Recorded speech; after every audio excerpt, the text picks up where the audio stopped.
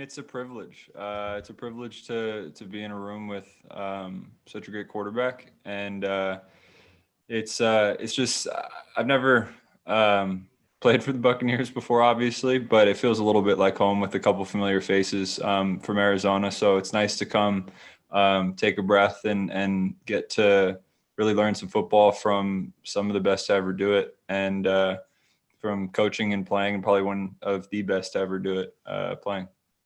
You look at yourself, you're such a young guy, 20 years younger than Tom Brady. Rick Stroud from the Times was just asking Byron Leftwich about the longevity that Brady and his opponent on Sunday, Drew Brees, has playing into their 40s.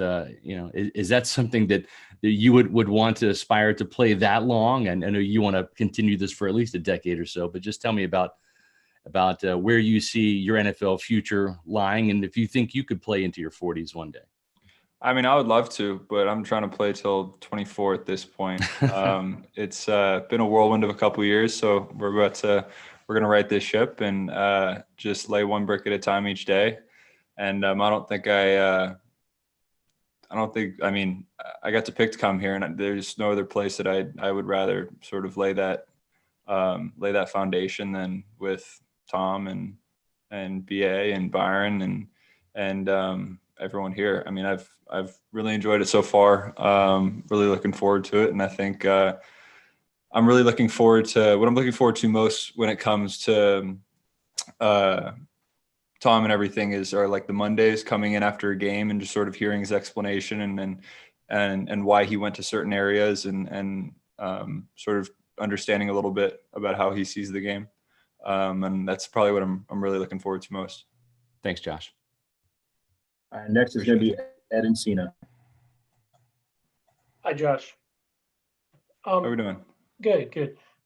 And we had heard like the reports that you did have the opportunity to be on an active roster at other places. How much? And I know you've talked about the process here and building a foundation, but was that tough to like kind of take a step back and be okay with being on a practice squad, just the whole process of all that, and how much do you look at this as a process? Because the Bucs are a team that I know Tom Brady's a quarterback right now, but in a couple of years, there might be that opening to take over something. I mean, is this a long-term kind of view for you? Yeah, I had a real long-term view sort of in the past, and right now I'm trying to shorten that up a little bit, and just try and focus on each day. And for me, I just wanted to get better. And with all of the options, with the options that I was given and where I could go, I just felt like this was the best situation for me, football wise, but also sort of from like a stability perspective. I could be in one offense for more than a year and go into OTAs, sort of focusing on like defense and football as opposed to like flashcards.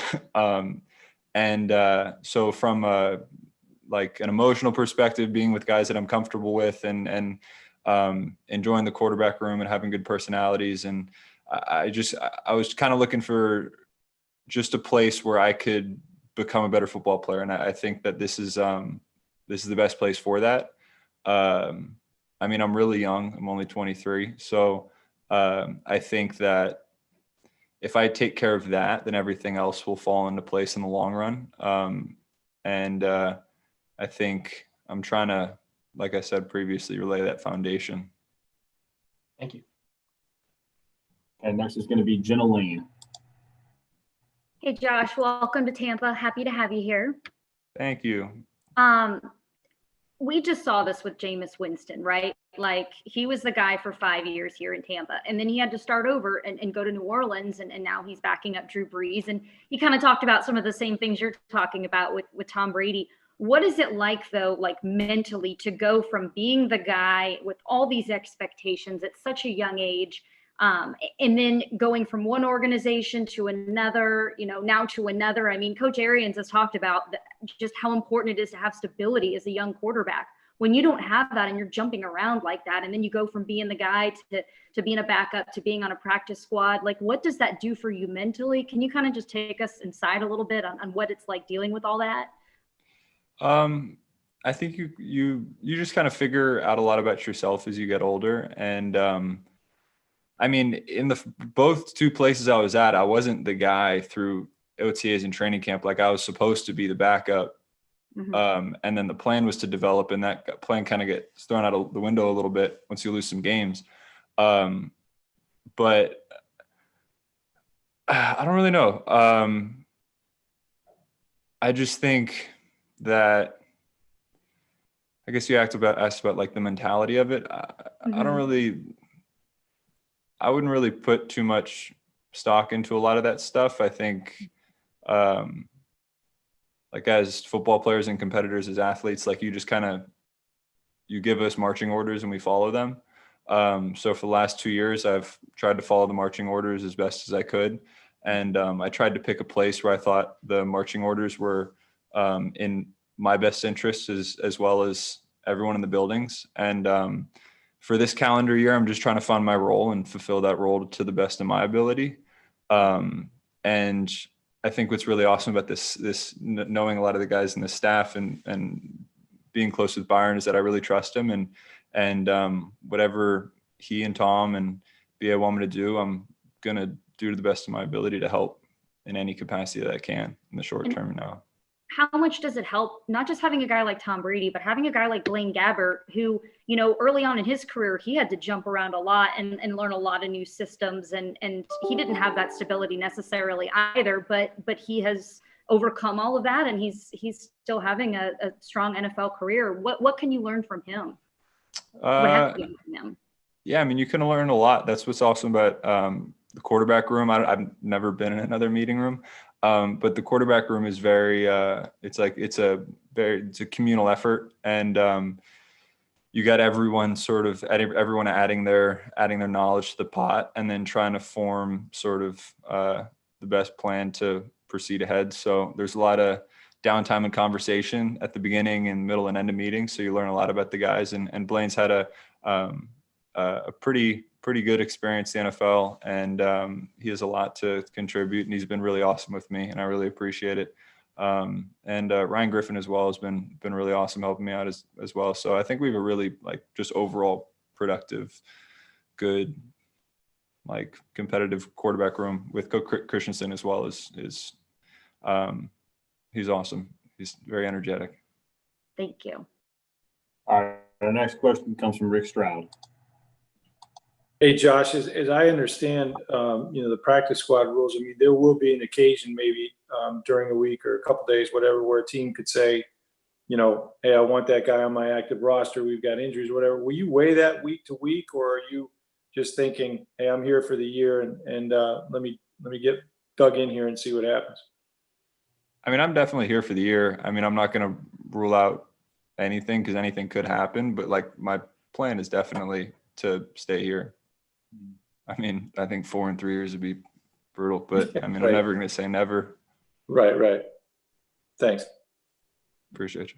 All right. Next is going to be Greg Allman. Hey, Josh, obviously there's not a lot of patience in the NFL right now, as you can probably attest. So I just want to ask you how tough this has been for you, and that this is 2 teams you had been with, neither of which probably put you in position to succeed easily, if you will.